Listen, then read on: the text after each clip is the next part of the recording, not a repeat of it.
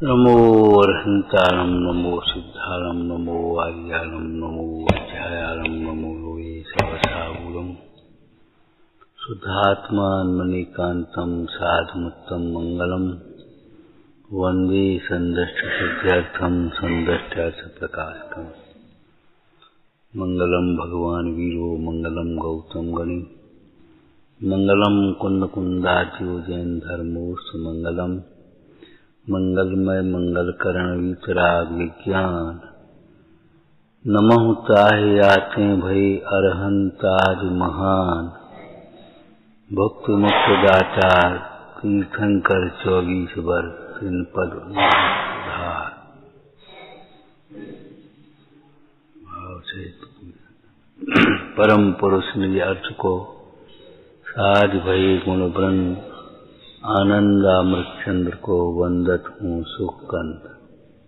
ओम नमः।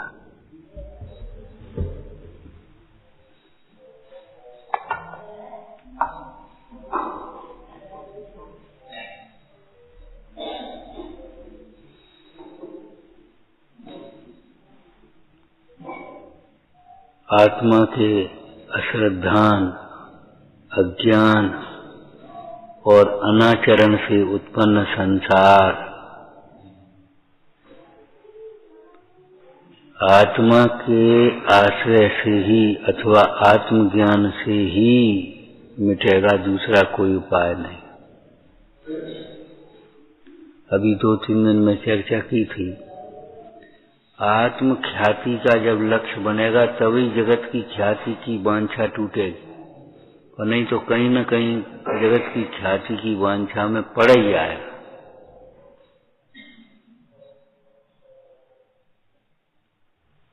अगर आप भूखे निकल पड़े तो मन चलेगा चलो यही खा लें, चलो यही खा लें। आपका पेट भरा होगा तब मन नहीं चल पाएगा। अथवा आपका टिफिन अपने पास होगा, बस इतना, तभी आप रुक पाएंगे, नहीं तो कौन रोकेगा।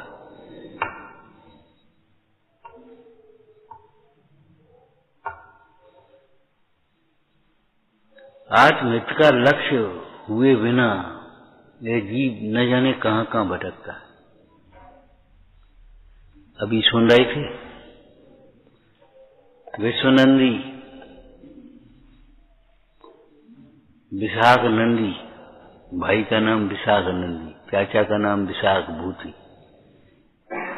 सामने ग्रंथ रखा है, नाम देख करके बोला करो भाई। कहने में आ जाता, लौट जाती विशाख नंदी विशाख भूति, लेकिन नहीं, इस सामने रखा है।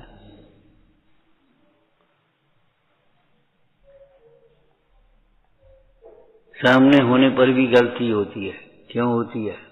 गेयों से ज्ञान नहीं होता, सिद्ध हो रहा है, सिद्ध हो रहा है।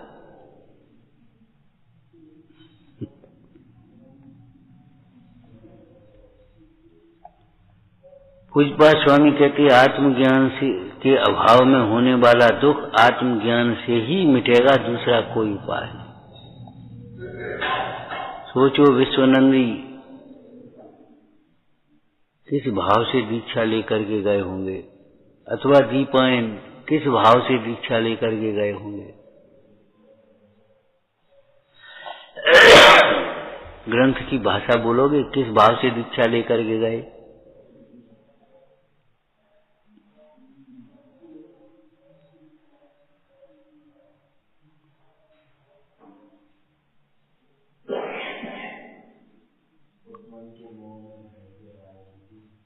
अरे यार, कुछ नहीं कर पाओगे। बहुत विनम्र हो जाओ, बहुत जिज्ञासु हो जाओ। लोग पुस्तक लेते पूजा की और पढ़ते हैं और गलत पढ़ते रहते, क्यों? उनको लगता है ठीक है। विश्वनंदी किस भाव से दीक्षा लेकर के गया। जब भाई भाई की लड़ाई हुई, चचेरे भाई की, वहां उब्बन के चक्कर में, उस विश्वनंदी को ये बुरा ज्यादा लगा। अरे कह देते छल करना ठीक नहीं होता, सज्जनों से ध्यान रखना। छल करना क्रोध को बढ़ाना है। अरे कह देते भैया बेटा बोलो चाचा क्या कह रहे, तुम्हारे भाई को ये उपवन पसंद है, उसको दे दो, तुम और बना दे। हाँ साहब ठीक है, लेकिन नहीं, उसको युद्ध के बहाने दूसरे भेज दिया और उपवन उसको दे दिया। वो आया तो उसको गुस्सा आ गई, गुस्सा तो लड़ाई छिड़ गई। क्रोध, लड़ाई में क्रोध है, लेकिन होती राग से है, भीतर भीतर में राग है। एक उपवन को दो चार है।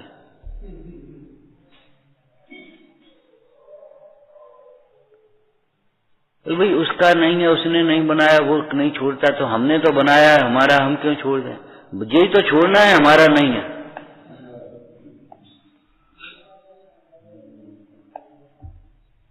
तत्व दृष्टि से विचार किया जाए तो कहीं कलह के लिए, कसायों के लिए अवकाश ही नहीं। मान करण को कौन ठिकाना का हमने अर्थ किया था, क्रोध करण को कौन ठिकाना, लोभ करण को कौन ठिकाना। जब पर वस्तु मिल ही नहीं सकती और संयोग की अपेक्षा देखें तो पुण्य के उदय के बिना नहीं मिल सकती, अब लोभ करने से क्या लाभ हुआ?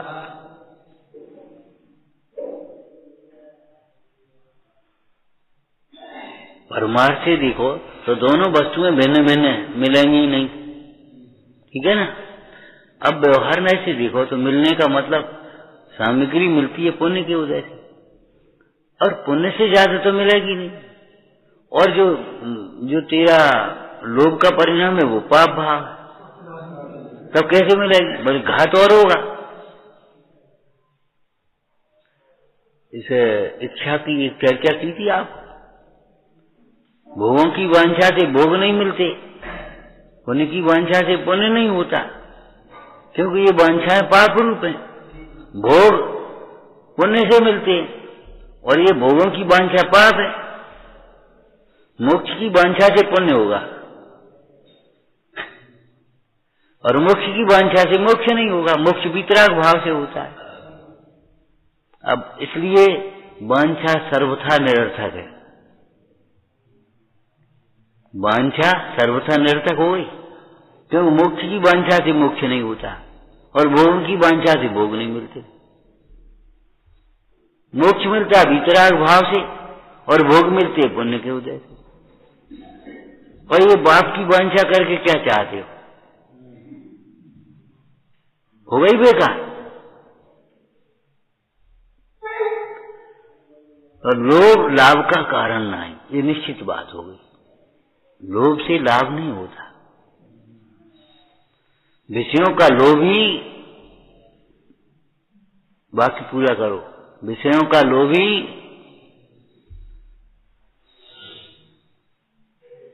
अथवा और दूसरी भाषा बोलो, विषयों का लालसी और आत्महित में आलसी, रोगी और दरिद्री होकर सुख भोगता है।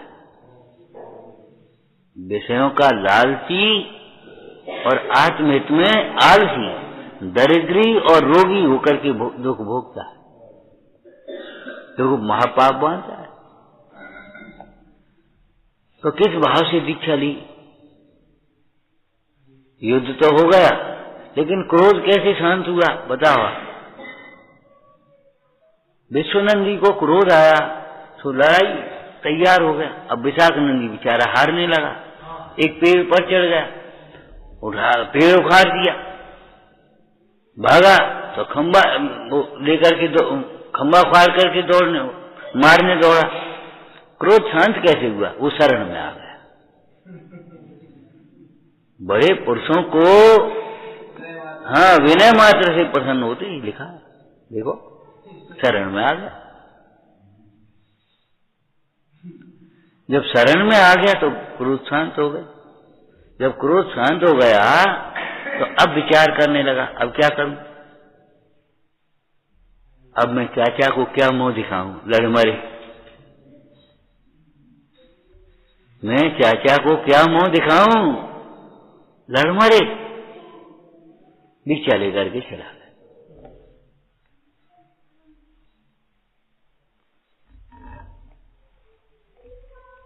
दीपायन कैसे दीक्षा लेकर गए थे? मेरे निमित्त से द्वारका जले, भैया जी तो बहुत बुरी बात है, हम रहेंगे ही नहीं, देखे कैसे जल जाएगी।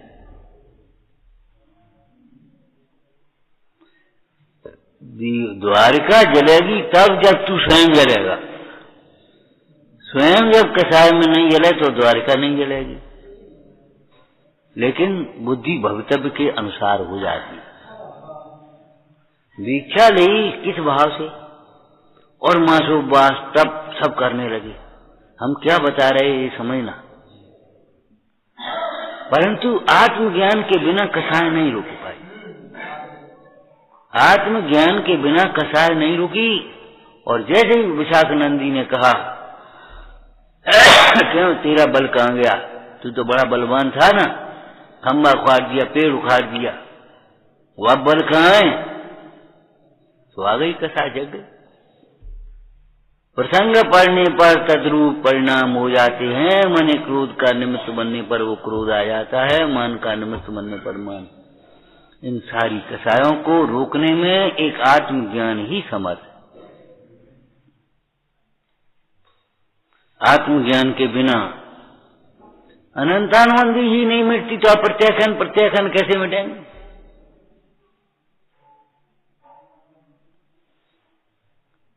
ऊपर ऊपर से थोड़ी देर के लिए मंद हो जाना अलग बात है।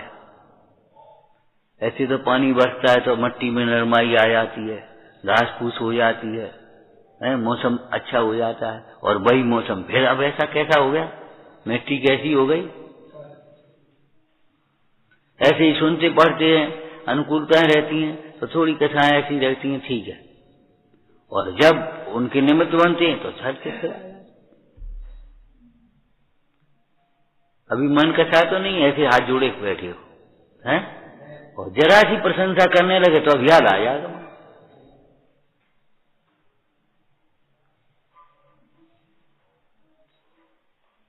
कहां से आ गया? अगर था नहीं तो आ कहां से गया? राख के नीचे चिंगारी है तो हवा चली तो वो चिंगारी प्रकट हो गई। और अगर चिंगारी ही नहीं हो तो कैसे प्रकट होगी? इसका मतलब है सत्ता।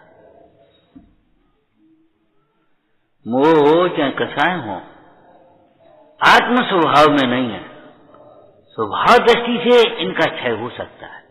अमृतचंद स्वामी ने यही कलश लिखा है। राग द्वेष रूप आत्मा स्वयं अज्ञान से परिणमित होता है। तत्व दृष्टि से देखो तो उनका कहीं अस्तित्व नहीं है। क्या राग द्वेष पुद्गल में तो है नहीं, और शुद्ध जीव में भी नहीं है। शुद्ध जीव में भी कहां है? बेचारे समझ में नहीं आती लोगों को। एक पंडित जी शांत हो गए बेचारे, और जब गए कोई विद्वान आए तो ये पूछते थे, महाराज राग द्वेष होते तो जीव में, पुद्गल में तो होते ही नहीं। पुद्गल में हो तो खंबे में होना चाहिए, तो पुद्गल में नहीं होते तो जीव में होते। वो उनको ये समझ में नहीं आई कि जीव में नहीं होते। हमने कहा पुद्गल में हो अकेले तो खंबे में होना चाहिए, तुम ये तर्क दे रहे हो। तो हम ये तर्क दे रहे हैं, अगर जीव में हो तो सिद्ध भगवान में होना चाहिए। अकेला जीव तो वही है ना।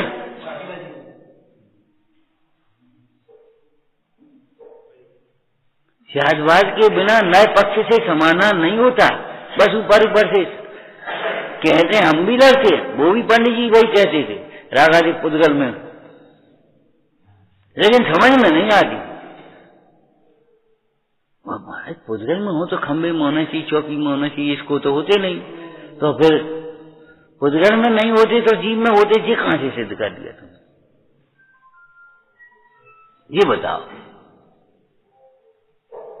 लहरें पथरा में तो होती नहीं, तो फिर पानी में होती हैं। पानी में कौन ने कह दिया लहरें होती हैं? पानी के ऊपर देखो, पानी के भीतर कहां लहरें होती? ऊपर तरंती, बाहर लुठनती। ये कसाय भाव भी जैसे पुद्गल में नहीं होती शुद्ध पुद्गल में, ऐसे ही शुद्ध जीव में नहीं होती। ध्यान रखना, शुद्धता रूप परिणाम जीव में भी, परिणाम में भी उनका अस्तित्व नहीं है सिद्ध भगवान को। तो किसको होती है, कैसे होती है? कि आत्मा को भूलकर पुद्गल को अपना मानने वाले की परिणति में होती है, परिणाम। माने कहाँ होती हैं? जहाँ अज्ञान होता है वहां होते हैं, ज्ञान में नहीं होते, ज्ञान में नहीं होते। इसलिए जो जीव अपने को ज्ञान मात्र अनुभवता है, यथा स्वरूप अनुभवता है, उसको परिणति में भी नहीं होती।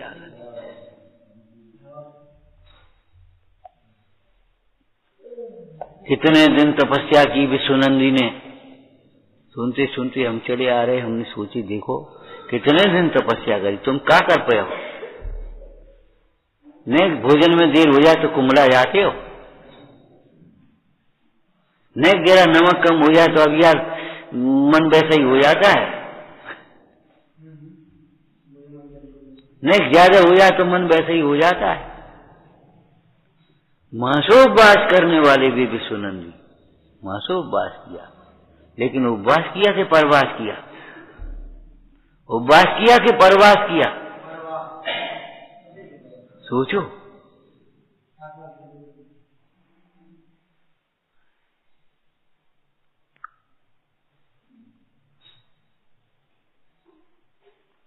पहले आत्म ज्ञान बिना सुख लेस न पायो। तो सुख लेस नहीं पायो का मतलब क्या है? समता लेस नहीं आए। समता आएगी उतना तो सुख आएगा। अब जब समता रंच मात्र भी नहीं है, ममता का ही स्वरूप है वहां बदला हुआ, तो आखिर दुख का ही बदला स्वरूप होगा इंद्रिय सुख। लेकिन आत्मज्ञान के बिना कौन इन कसायों को जीता? इसलिए हे भव्य जीवो, बाह्य ज्ञान के क्षयोक्षम में, शास्त्रों के अभ्यास में अटक मत जाना, संतुष्ट मत हो जाना। अगर तुम्हारा क्षयोक्षम कम हो, नहीं पढ़ने लिखने लायक हो, तो घबराना मत। शास्त्र उठा नहीं सकते, बोल नहीं सकते, पढ़ नहीं सकते, ऐसे त्रियंचों को भी सम्यक दर्शन होता है, सम्यक ज्ञान होता है। आप घबराना नहीं। ये नहीं है बड़े बड़े धर्मानों को ही हो या बड़े बड़े पंडितों को ही हो, बड़े बड़े क्रियाओं वालों को ही हो, ऐसा नहीं है। बिल्कुल मत सोच देना। ईमानदारी अलग चीज है और वैभव अलग चीज है। गरीब आदमी भी ईमानदार हो सकता है कि नहीं? और बड़ा धनी भी बेईमान हो सकता है कि नहीं? बड़े बड़े नेता देखो करोड़ों की अरबों की मारा, और देखो क्या हाल है, देशद्रोह। और बस इतना ईमानदार मजदूर तांगे वाला, इतना ईमानदार, ये तुम्हारी रह गई साहब जी। तो ईमानदारी अलग चीज है और धनी गरीब होना अलग बात है। ऐसे ही सम्यक दर्शन अलग चीज है, क्षरोक्षम ज्यादा होना कम होना अलग चीज है। 11 9 पूर्व का पाठी भी अज्ञानी रह सकता है, और थोड़े से क्षयोक्षम ज्ञान संगी पंचेंद्री जीव, थोड़े से क्षयोक्षम वाला जीव भी सम्यक ज्ञानी हो सकता है। किसी का तिरस्कार मत करना, स्वयं अहंकार मत करना, हीन भावना मत लाना कभी इनको। अब भैया जब ये इनकी नहीं करे तो हम का है, नहीं कुछ नहीं, ऐसा नहीं। एक वाक्य आपके यहाँ लिखा है, बोलो। अपने को आत्मा समझने वाला त्रियंच भी सम्यक दृष्टि हो सकता है, और अपने को मनुष्य समझने वाला मनुष्य भी सम्यक्ति नहीं हो सकता। क्यों? मनुष्य असमान जाति पर्याय का नाम है, आत्मा अलग थी। सम्यक दर्शन आत्मदर्शन को कहते हैं। आत्मदर्शन, सम्यक ज्ञान आत्मज्ञान पूर्वक होता है। पूर्वक होता है ये क्यों कह दिया? तो ज्ञान का विषय स्वपर प्रकाशक है। सम्यक दृष्टि का बाह्य ज्ञान भी सम्यक ज्ञान कहलाता है। सम्यक ज्ञानी का जो आत्मज्ञान है तो वो सम्यक ज्ञान है ही, लेकिन जो परवस्तु संबंधी ज्ञान है वह भी आत्मज्ञान है, वो सम्यक ज्ञान है। कैसे, क्यों बोलो? मिथ्या दृष्टि एक चौकी को चौकी जानता है, मिथ्या ज्ञान है, और सम्यक दृष्टि चौकी को चौकी जानता है, वह सम्यक ज्ञान है।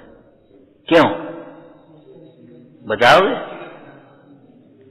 मिथ्या दृष्टि उस चौकी को चौकी तो जानता है, लेकिन मेरी चौकी जानता है, अच्छी चौकी जानता है, बुरी चौकी जानता है। एक चौकी ले आना भैया हमारे। कैसी चौकी ले आए तुम? इतनी भारी को उठाए हो, कौन जमाने में जी रहे हो? एक हल्की सी चौकी नहीं रह पाए। ए भैया चौकी तो बहुत बढ़िया लाए।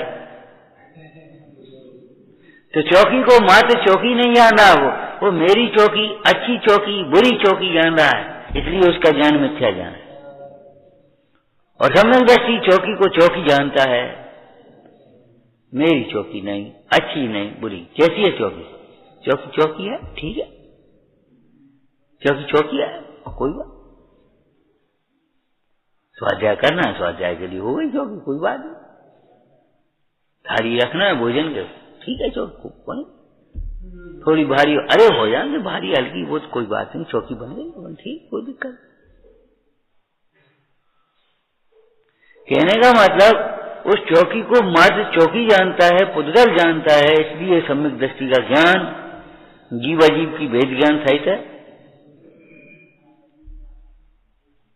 अपना अंश चौकी में नहीं मिलाया और चौकी का अंश अपने में नहीं मिलाया। अंश माने या अंश माने क्या लेंगे?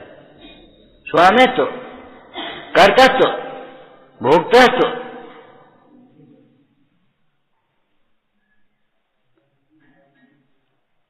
अगर अपने द्वारा दी गई चौकी किसी दूसरे ने स्वाध्याय के लिए उठा ली मंदिर में, तो उसको ये नहीं है हमारी चौकी का ले ले भैया, हम दूसरी ले ले, कोई बात नहीं, क्या फर्क पड़ रहा है? अपने बनाए कमरे में दूसरा साधर्मी ठहर गया, अरे ठहर जा भैया, हम दूसरे में ठहर जाए, क्या हम भी इसी में बन रहे हैं, कोई बात नहीं, रहो आराम। तुम हमारे कमरे में नहीं, इधर आ मैनेजर, तुमने मेरा कमरा दे क्यों दिया? ये अहंकार कहां से आ गया? हमने पहले फोन कर दिया था तुम्हें, और कर दिया हो या नहीं कर दिया हो इससे कोई मतलब। तुमने हमारा कमरा दिया क्यों? हमने इसलिए बनवाया है। अरे भगवान, धर्मायतन में तुमने इसलिए बनवाया कि अहंकार करके कसाया करो।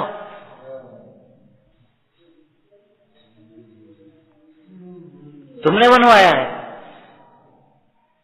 परमार्थ तो तुमने बनवाया है, और फिर चलो व्यवहार न ऐसे कहें तुमने बनवाया, कोई दिक्कत है। तो ये बताओ, इसलिए बनवाया कि अहंकार करके पाप मारो, क्रोध करो, तिरस्कार करो किसी का।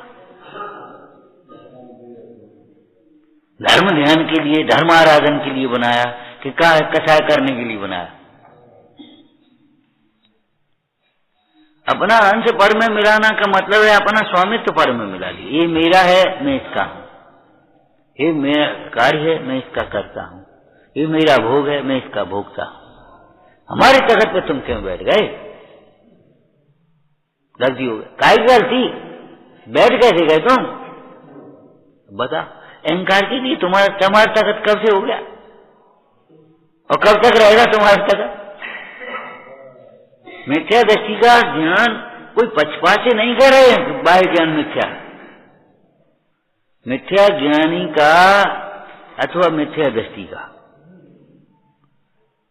सही सा सत्य सा देखने वाला ज्ञान भी मिथ्या है। टोटमल जी ने कुछ कहा है इस संबंध में? क्या मिथ्या दृष्टि रस्सी को रस्सी भी कहे तो मिथ्या ज्ञान है वो, और सम्यक दृष्टि रस्सी को कदाचित अंधेरे में क्षयोक्षम ज्ञान का कमजोर, निगाह कमजोर है, और रस्सी को सर्प भी जान ले और डर भी जाए तो भी सम्यक ज्ञान है। ये क्या मतलब हुआ कि वो उस अजीब को अजीब जानता है, जीव नहीं जानता, अपना नहीं जानता, इष्टनिष्ठ नहीं जानता, अभिप्राय में। इतना अंतर है। हमने आपको दृष्टांत दिया था, एक कारीगर मजदूर, कारीगर होता है ना, मजदूर ने तो पट की ईंट, कारीगर भी एक ईंट लगाएगा तो सूत छाल डाल करके सही करता है, ये नहीं है लगाता जाए फिर देखी जाएगी।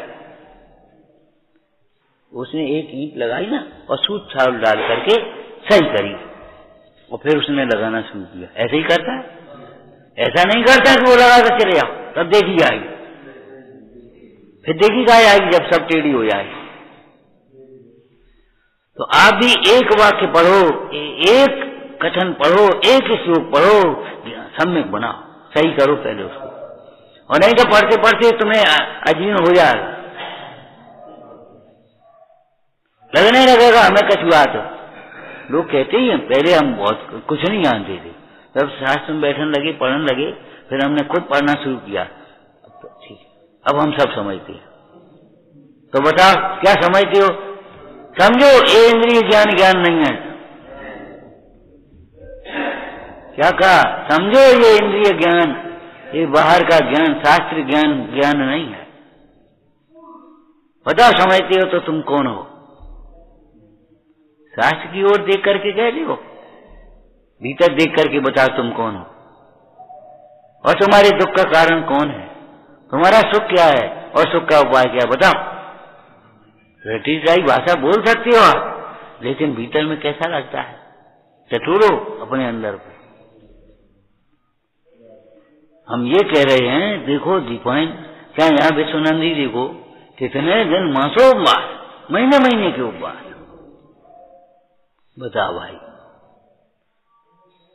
बता क्या करोगे? हम कह रहे आत्मज्ञान के बिना शारीरिक शक्ति तो क्षीण हो ही गई, चलो कोई बात नहीं, लेकिन मानसिक शक्ति भी कमजोर हो गई।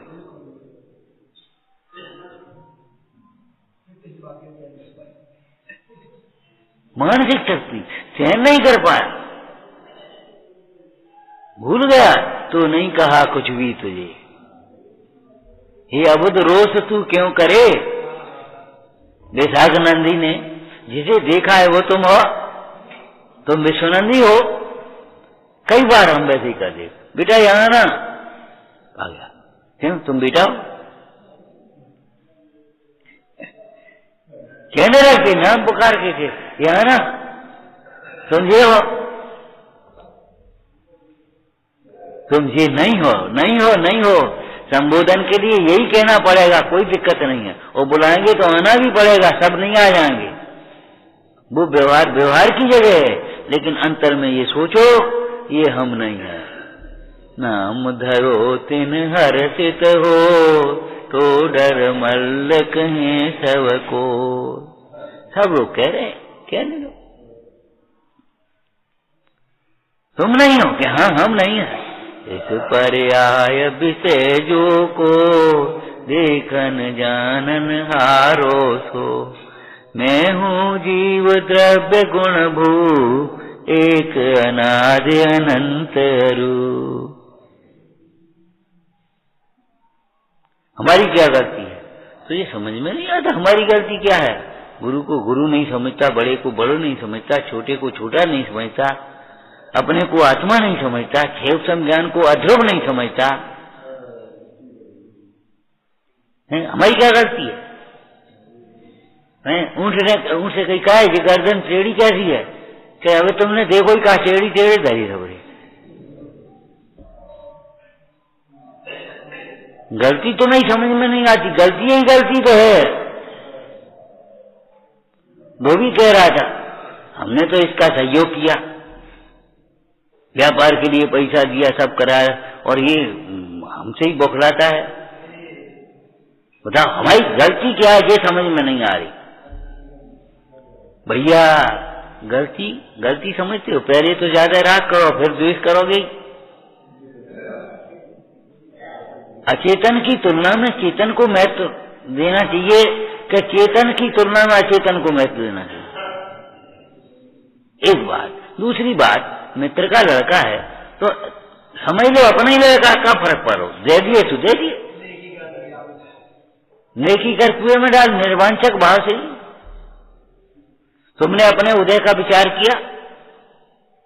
तुमने उसकी अध्रुवता को विचार किया? बताओ, कसाय के फल का विचार किया? तुम्हें समझ में नहीं आती गलती है, समझ में आएगी भी नहीं। सही समझे बिना गलती समझ में नहीं आएगी। श्रोता किसे कहते हैं ये समझ में नहीं आएगी, तो कभी समझ में नहीं आएगा तुम्हारी गलती क्या है। सुनने बैठ जाना, हम कुछ कहेंगे, आप ये कहोगे हमारी गलती नहीं समझ में आई, हमारी बिल्कुल समझ में नहीं आएगी जब तक श्रोता का स्वरूप तुम्हारे ज्ञान में नहीं होगा। हम बैठ कर क्यों क्या गलत बोल रहे कि वक्ता का स्वरूप देखो तब समझ में आएगी वक्ता क्या गलती है तुम्हारी।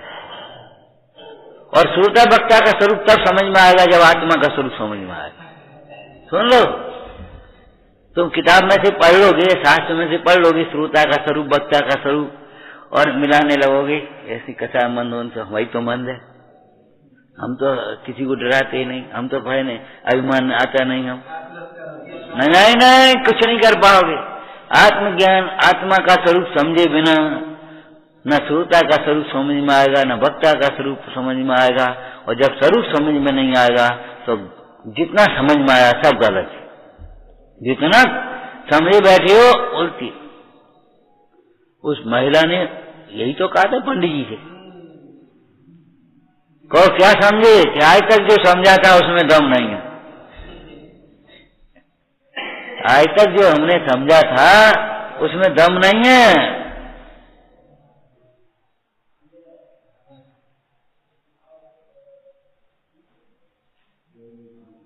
बाहर की उस दिन चर्चा आई थी, वो कलेक्ट सवाल तक देखो, शिक्षित होना अलग बात है, साक्षर होना अलग बात है। दो शब्द आए थे, साक्षर होना अलग बात है, अक्षर ज्ञान हो गया, अक्षरों का श्लोक याद हो गए, सब हो गया। शिक्षित होना अलग बात है। शिक्षित में, लौकिक शिक्षित में सभ्यता चाहिए, सभ्यता होना चाहिए, अनुशासन होना चाहिए, मानवीय गुण होना चाहिए। और ये आध्यात्म शिक्षा में तो क्या पूछना, आत्मिक गुण प्रकट होती है। शिक्षित होना अलग बात है, साक्षर होना अलग बात है, शास्त्रीय ज्ञान होना अलग बात है और आत्मज्ञान होना अलग बात है।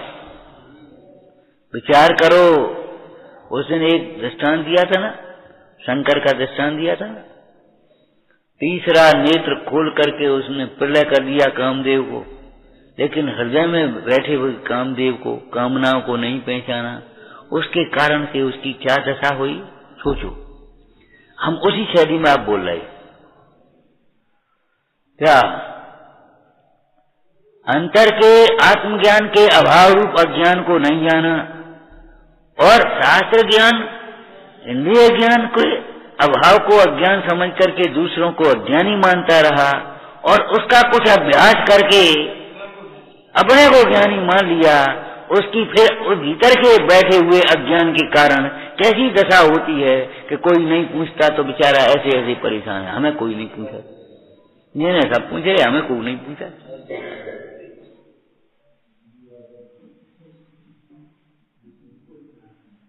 कितनी मायाचारी होती है, कितना मान होता है, कितना लोभ होता है, और जब ये परिणाम होंगे तो कितना क्लेश होता है अंदर में।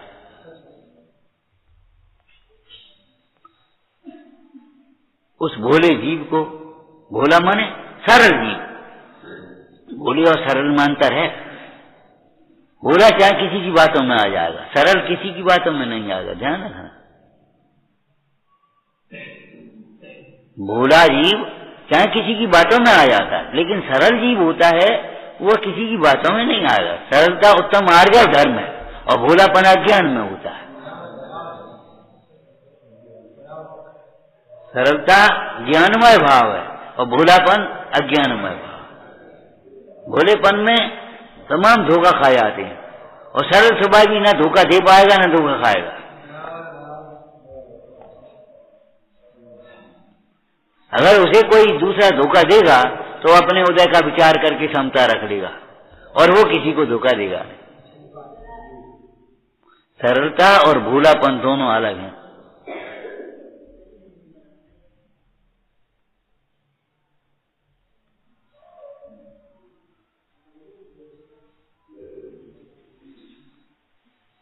क्या कह रहे थे? विचार करो, भीतर के अज्ञान को पहचाना नहीं और बाहर के अज्ञान को मिटाने के लिए खूब पढ़ाई करी, खूब उपाधियां लगाई और खूब सोचा कि अज्ञानी है, हम ज्ञानी। तो उसने अपने को ज्ञानी मान लिया ना। अब भीतर के अज्ञान के कारण से उसकी क्या दुर्दशा हुई? बोलो बोलो, क्या दुर्दशा हुई? पहले आत्म ज्ञान बिना सुख, अंतर झुलसा रहा, अनंतानुबंधी कथा है, गलती नहीं भीतर।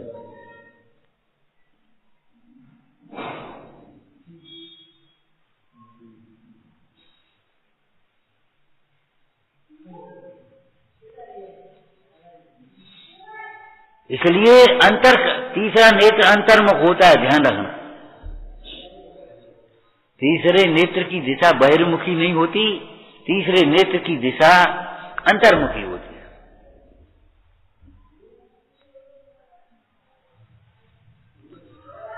अर्थात वह अंतरंग शत्रुओं को पहचान कर, मोह राग द्वेष रूप अंतरंग शत्रु, उनका संहार करने में उद्यमी होता है।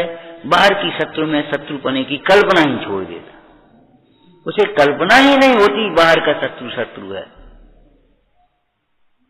अंतर के शत्रु को पहचान कर उस शत्रु के अभाव के लिए उद्यमी होता है, बाहर के शत्रु की कल्पना ही करता। कहाँ का शत्रु, कहाँ का मित्र, ये सब अध्रुव है, विनाशी है। आप प्रत्यक्ष देखते हो, कभी कभी किन्हीं में बहुत मित्रता होती, दोस्ती, और फिर कोई बात हो जाती, ऐसे सामने खड़े हो जाते, और किसी किसी में बिल्कुल ऐसा बिल्कुल चूहे बिल्ली जैसा, और कोई प्रसंग ऐसा बनता है उपकार का या कैसा, वो एकदम मित्र हो जाते कि नहीं? ये सब अध्रुव है, विनाशी है। विश्वनंदी कितने तप किया, क्या नहीं किया होगा जब उस तप करने में, लेकिन एक क्षण मात्र में खत्म। मेरी तपस्या का फल हो तो मैं इसका नाश करूं, ये भगवान ऐसा बल प्रकट हो, वो जाकर के नारायण बन गया, और फिर कहां जाएगा? नरक जाएगा। आप सोचो।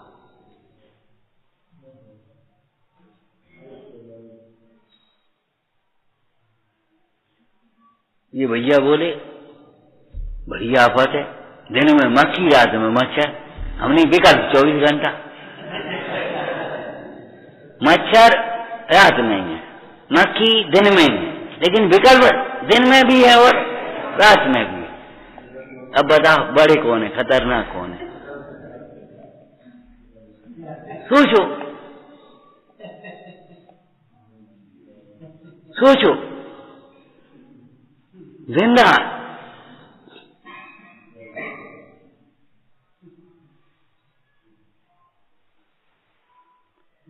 ये उनसे ज्यादा खतरनाक है मक्खी मच्छर। मक्खी मच्छर, अरे हमारे मुनीश्वर जी को नग्न शरीर पर डांट मच्छर सहन कर रहे, यही पता नहीं है क्या हो रहा हो। परिसज है और हम ओढ़े हैं, बैठे हैं, सब कर रहे हैं, मच्छर जाली में बैठे सब कर रहे हो, और तो घबरा रहे एक मच्छर के मारे। अरे विकल्पों से खतरनाक, ज्यादा दुख के कारण है, विकल्प ही तेरे दुख के कारण, ज्यादा कम की बात ही नहीं। इन विकल्पों का अभाव करने का उद्यमी, इनसे क्या घबराएगा? इनसे क्या घबराएगा? तो भैया विश्वनंदी का ये चरित्र समझ करके आत्मज्ञान का उद्यम करना, दुख का अभाव बिना कसायों के अभाव के संभव नहीं है। कितनी ही अनुकूलताएं हो जाएं, अनुकूलताओं में सुखी मान लेना अलग बात है, और अनुकूल प्रतिकूल की कल्पना छोड़ करके सुखी होना अलग बात है। क्या कहा? अनुकूलताओं में सुखी मान लेना अलग बात है, भ्रम है। अनुकूल प्रतिकूलता की कल्पना छोड़कर सुखी होना अलग बात है, वो आत्मज्ञान से होता है।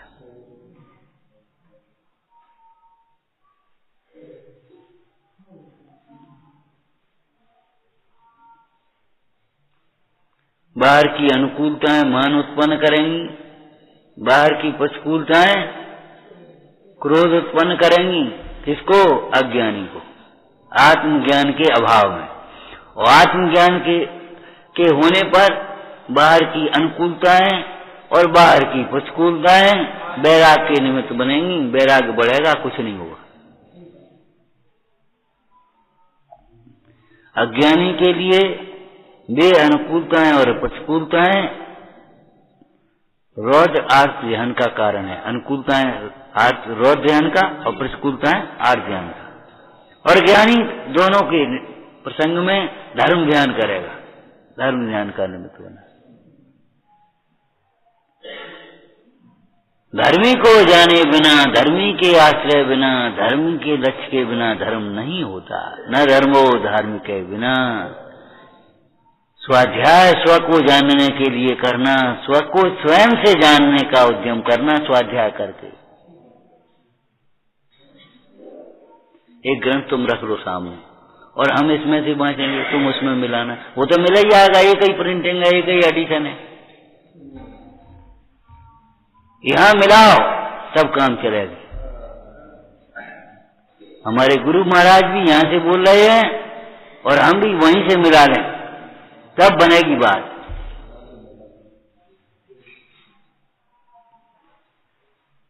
तो विश्वनंदी के इस प्रसंग को सुनकर पढ़कर विचार करके क्या सोचना? आत्मज्ञान का उद्यम करना। आत्मज्ञान, आत्मज्ञान के बिना आत्मानुशासन में आया है। सम्यक दर्शन के बिना या आत्मज्ञान के बिना, बोलो। संबोध व्रत तपसा,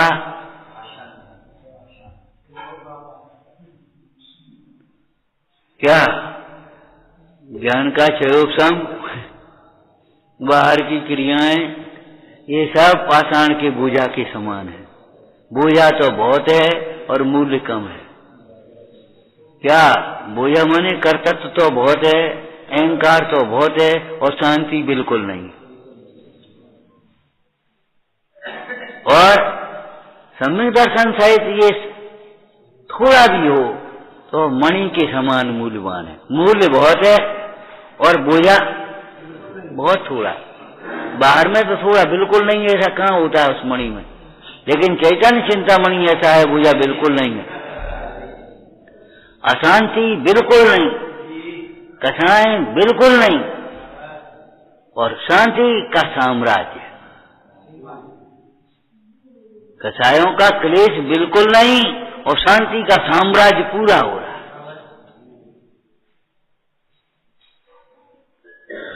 क्या सुंदर विश्वनंदी का चरित्र है। महावीर का चरित्र सुनकर के भाई वीरता जागृत करो, कायरता को दूर से ही छोड़ो। कायरता को दूर से ही छोड़ो, वीरता को अपना और सार्थ उछलो। लेकिन सही दिशा में, सही दिशा में, उल्टी दिशा में मत चलो। स्पीड बढ़ाने की, हटाने की अपेक्षा पहले दिशा सम्यक कर लेना।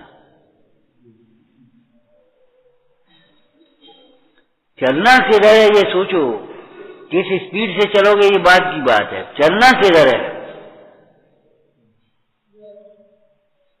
जिस मोक्ष को चाहते हैं, जिस सुख को चाहते हैं, वो शुद्धोपयोग का फल है भाई। वो शुद्धोपयोग का उद्यमी होना।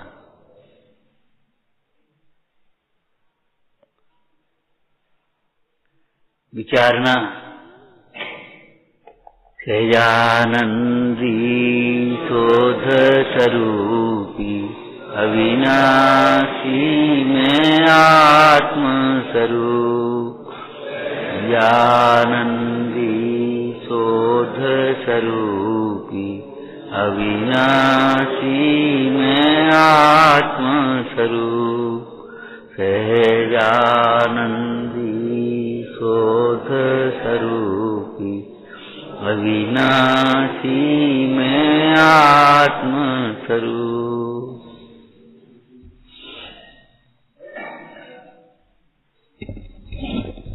कोई है गर्दनी भैया? गर्दनी बता दो तरीका। खाना पीना है, रोटी व्यापार धंधे भैया के दिमाग मत लगा, बीच में शामिल हो जाएंगे, पीछे से आ जाएंगे शुरू भाई के नहीं। अरे तुम शुरू करोगे तब काम बनेगा, ठीक है ना? विचारना भाई।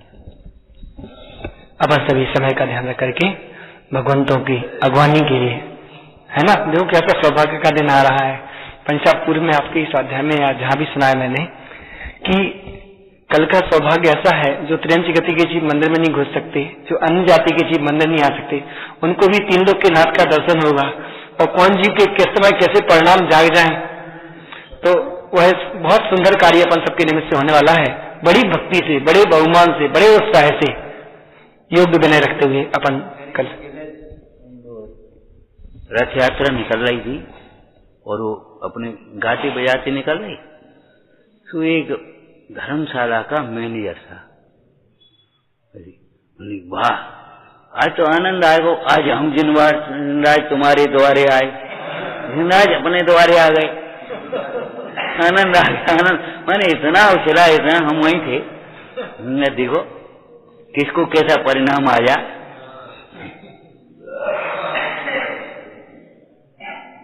महावीर स्वामी के लिए ही सैनिक जा रहे थे और वो मेढक कैसा उछला कि सैनिक से पहले पहुंच गया।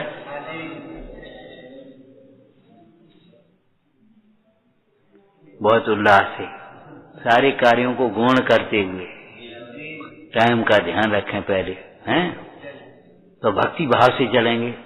और टाइम यहीं लेट कर लोगे तो फिर जल्दी करो करोगे। एक भक्ति, दो भक्तियां भी याद होंगी। और देखो भाई, ये फुअर प्रदर्शन मत करना, ठीक है भाई?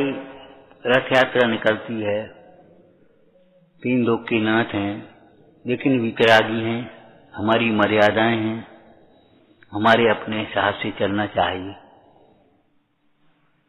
ये नहीं है जैसे बारातों में बोई और बोई तुम्हें और लौकिक कामों में और बोई यहाँ उस प्रकार से ऐसा नच रहे हैं जैसे पतो ही नहीं पड़ रही है, पीठ कितने हो रही है, पेट कितने हो रहा हो कि हो है, कहाँ हो रहा है, कहाँ चल रहा है, कहाँ हो रहा है, कुछ पता ही नहीं। ऐसा नहीं, मर्यादा रहित परिवर्तन मत करना। सादगी के वस्त्र पहनो, सादगी से चलो, खूब भक्ति भाव से।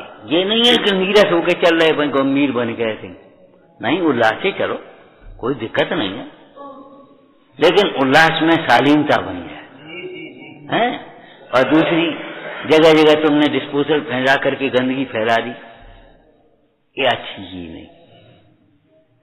आप यहां से चलेंगे, बाल बच्चों की बात अलग है, एक आध जगह पानी वानी की व्यवस्था है, बात बाकी आपको तो ये सोचना चाहिए हम कहाँ रथ यात्रा में जा रहे हैं, कि वहीं खान पियन लगे भगवान के सामने, वहीं करने लगे, वो आइसक्रीमें लेने लगे, कहूँ वो बांटने वाले। अपने यहाँ तो खैर कम होता है, कोई दिक्कत नहीं है, लेकिन मान लो ध्यान रखना इन बातों का। स्वागत करो, बहुमान करो, खूब दिक्कत है, कोई बात नहीं है, लेकिन मर्यादाओं के अनुसार ध्यान रखो। दूसरे हमसे सीखें, ये शिक्षा व्रत है, प्रभाव न किया। दूसरे हमसे सीखें कि भगवंतों की भक्ति कैसे होती है, कैसे कैसे भक्ति, ये प्रभावना का अंग बन जाए हमारा। व्यवस्थापक लोगों को भी ध्यान रखना है, बच्चों को भी ध्यान रखना, भैया आप लोगों को भी ध्यान रखना। मर्यादाओं के वस्त्र पहने, मर्यादा से चलें और मर्यादा से गाएं, मर्यादा से खड़े हों, ये सब मर्यादा से ध्यान रखें। निज निधि निज में बचाई, अनंत उपकार है, लिए इन वाणी माँ को वंदना।